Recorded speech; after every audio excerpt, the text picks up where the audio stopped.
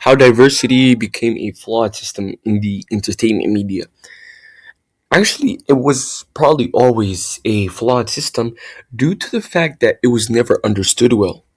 Historically, diversity began as a tool that aimed to solve one of the biggest problems, which is representation for minorities. The concept began to show that minorities are important, that they are there and their existence should matter, and that their story should have a voice as well. However, many of these productions struggle to do this well. For film productions companies and the entertainment industry's diversity has become a flawed system. Organizations. It seems that diversity has become less about true representation and more about gaining new revenue streams. The addition of a character or actor of a different complexion seems to be a means of simply checking the box rather than a legitimate means of storytelling. It is a wrong strategy because diversity is very complex and it should be fluid and meaningful. It should be representational and illustrative of the experiences of the minorities. It should highlight the experiences of the minorities to shed more light on these topics or what they face in a daily atmosphere. If the experiences of the minorities are to be reduced to a question to be answered, it is a wrong strategy. It conveys the wrong impression of the story. The story that is less important and the story that is disposable. It also conveys the story that is not worth developing. Some good examples of diversity include or when diversity is done right, it is applauded and genuinely welcomed. Some strong examples include Black Panther. The film dives deep into African culture and explores themes of equality, leadership, and community. It shows how important representation can be when it is meaningful and central to the story. Another great example is The Farewell. This movie focuses on a Chinese American family navigating through culture and identity representation. Here, it feels thoughtful, not superficial. It doesn't feel fake. The characters are given depth and emotion, making their experiences feel real and relatable. And Coco, a very popular movie, it is also a standout. It centers on Mexican culture, music, and tradition. The representation is authentic and plays a major role in the story, rather than being used as a marketing tactic. These films deliver powerful messages. They prove that studios can represent minorities properly and show that their stories matter when done with care and intention. But I think nowadays, if we look on back on all these dates, it is back, a couple years back, where people I think knew how to weren't that much satisfied with money, but were satisfied with making art, tackling diverse emotions, tackling diverse histories and backgrounds. But today, diversity is just a way to get money, to way to make people feel represented when they're not actually represented. This is why diversity feels different today. Diversity has become much more important in the 2020s compared to previous years. Social media has made it easier than ever to see and discuss the struggles minorities face. People can share their experiences openly, and these issues are harder to ignore. This shows that when the boom in diversity started happening, when these activists started coming out and like showing us that these people actually matter, that we matter, entertainment media started seeing this as like something they could exploit, a new way to gain money. Studios started responding by making castings more diverse on the surface. This seems positive, but the execution often feels bland and tasteless. Too often, diversity looks like it's driven more by profit than genuine care. And honestly, I agree with that criticism. When diversity feels forced or shallow, it loses all its meaning.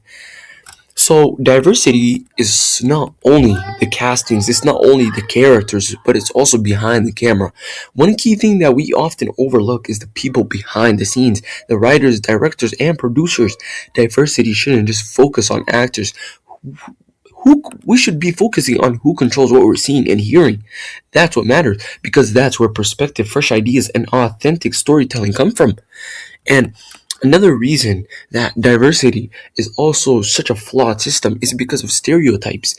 Another reason it fails is that it doesn't actually solve problems, it encourages stereotypes. It creates stereotypes. The same tired tropes keep appearing.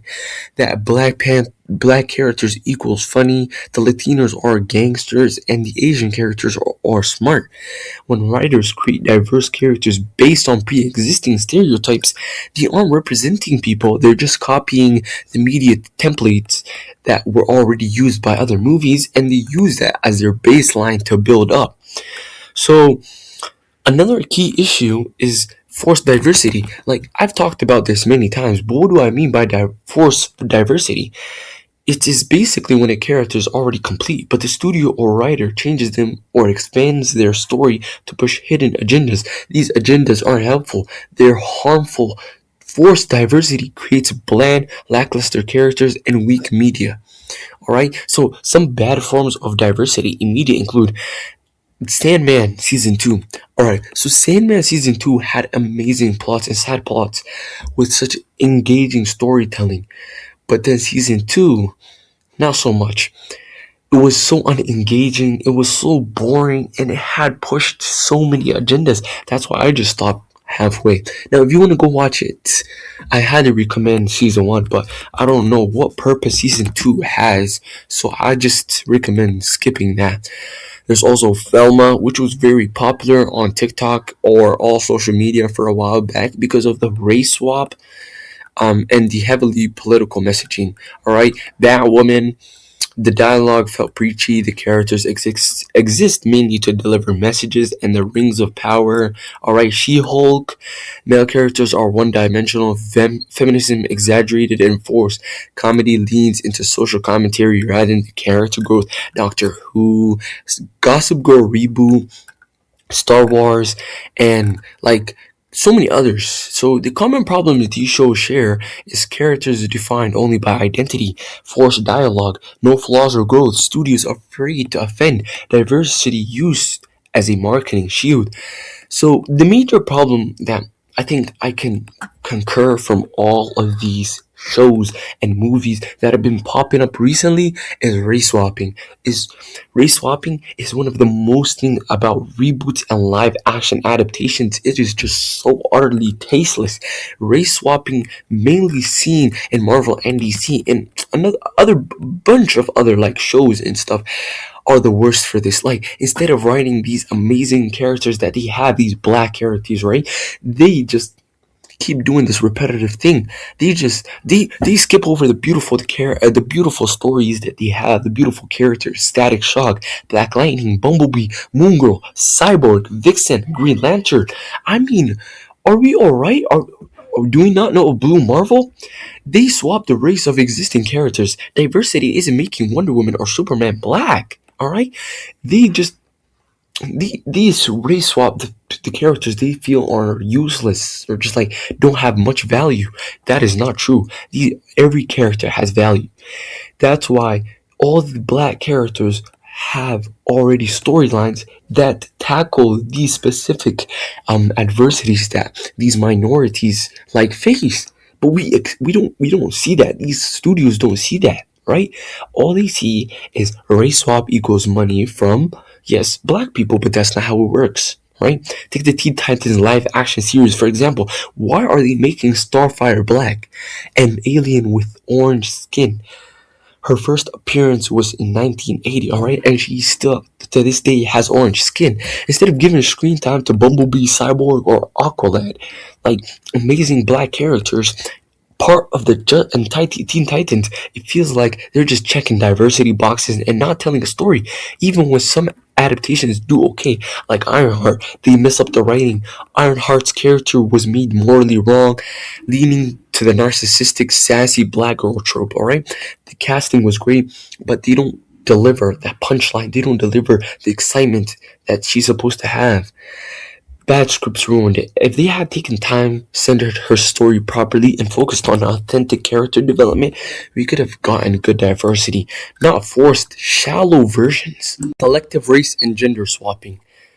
And here's another thing. If race swapping and gender swapping are supposed to be so diverse, then why do studios only ever swap characters into one group?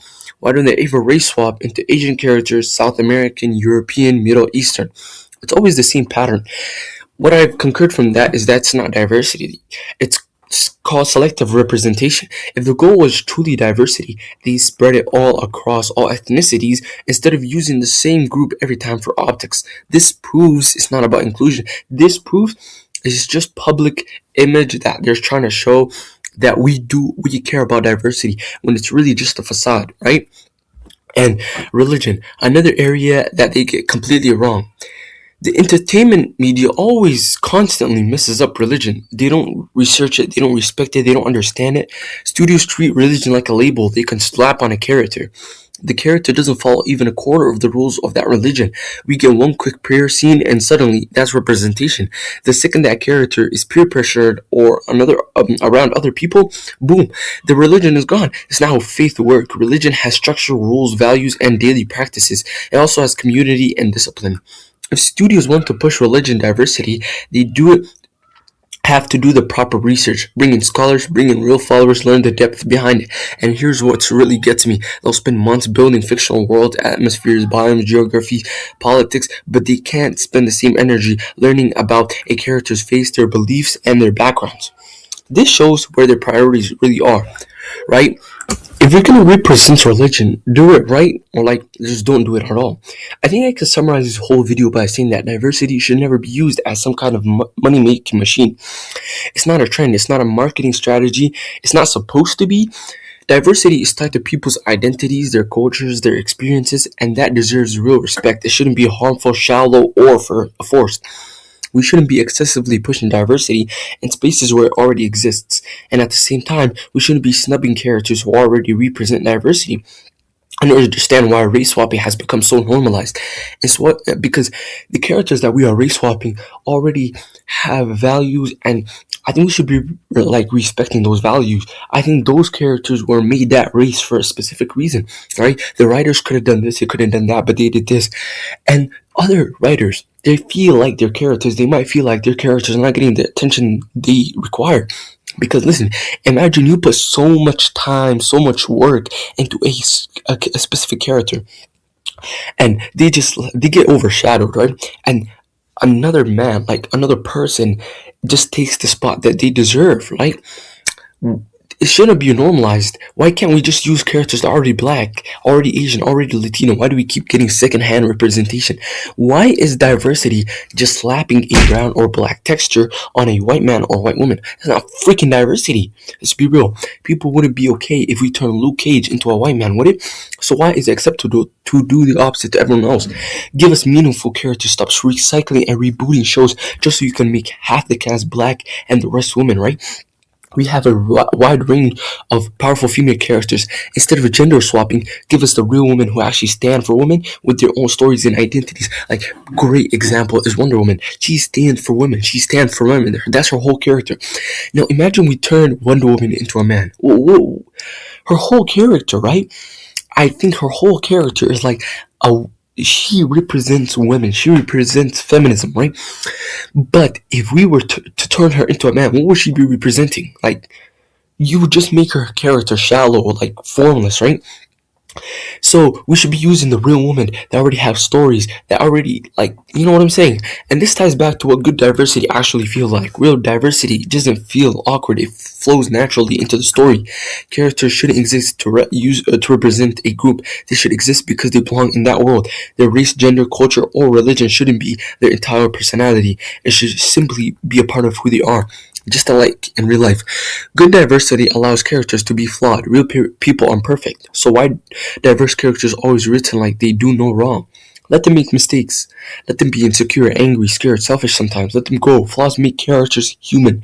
Perfect characters feel fake and unrelatable. I think that's what studios are afraid of nowadays.